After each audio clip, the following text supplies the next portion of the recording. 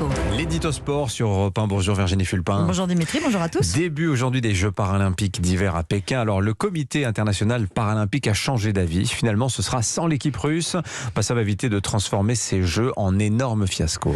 Les athlètes paralympiques ont déjà bien du mal à exister, à être visibles, même s'il y a eu des progrès. Alors si le comité paralympique n'était pas revenu sur sa décision en écartant finalement les équipes russes et biélorusses, ces Jeux étaient voués à l'échec tout simplement. Vu le nombre de protestations engendrées par la position initiale de les faire concourir quand même, les menaces de boycott de la cérémonie d'ouverture, des podiums et même des Jeux en entier par certaines délégations, on n'aurait parlé que de ça et on aurait volé aux athlètes handisport le seul moment où on les voit à l'œuvre. Parce que pour l'instant, à la télé, dans les médias en général, le handisport n'existe encore quasiment que pendant les Jeux paralympiques, une fois tous les 4 ans. En dehors de cette période, c'est le désert. Donc n'ironisons pas sur cet étrange virage à 180 degrés opéré par le comité paralympique en 24 heures à peine.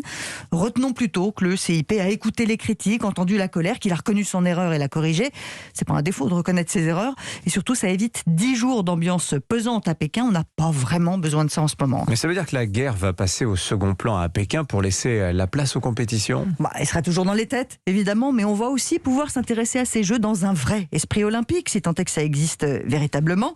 Oui, c'est dommage pour les para-athlètes russes, bien sûr, ils étaient déjà arrivés à Pékin en plus, mais le comité paralympique leur a fait passer le message, ce n'est pas nous qui vous privons de votre rêve, c'est votre gouvernement. Alors tout à l'heure, on va assister à une cérémonie d'ouverture sans boycott, sans crainte que tout dégénère, avec une délégation ukrainienne d'une 30aine de personnes vers laquelle tous les regards seront tournés. Rien que le fait que ces sportifs-là soient bel et bien présents à Pékin, qu'ils aient enfin réussi à arriver en Chine, c'est déjà une victoire. Et puis on ne va pas non plus oublier notre équipe de France à nous et son porte-drapeau, Benjamin Davier, quintuple médaillé à Pyeongchang il y a 4 ans en ski nordique et sur lequel on compte encore pour apporter des médailles. 18 Français sont à Pékin en ski alpin, ski nordique et snowboard.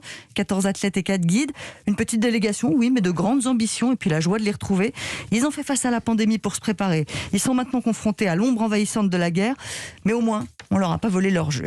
Oui, quand même, il y a quand même un vrai débat autour de ça, parce que les athlètes individuellement n'auraient-ils pas eu le droit d'intervenir ? Vous l'aviez suggéré en début de semaine.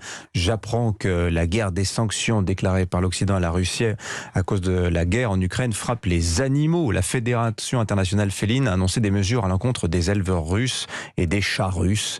Donc cela va-t-il trop loin ? Quand même, le débat va rester ouvert encore quelques jours, quelques semaines sans doute. Merci beaucoup Virginie Fulpin. Merci à vous.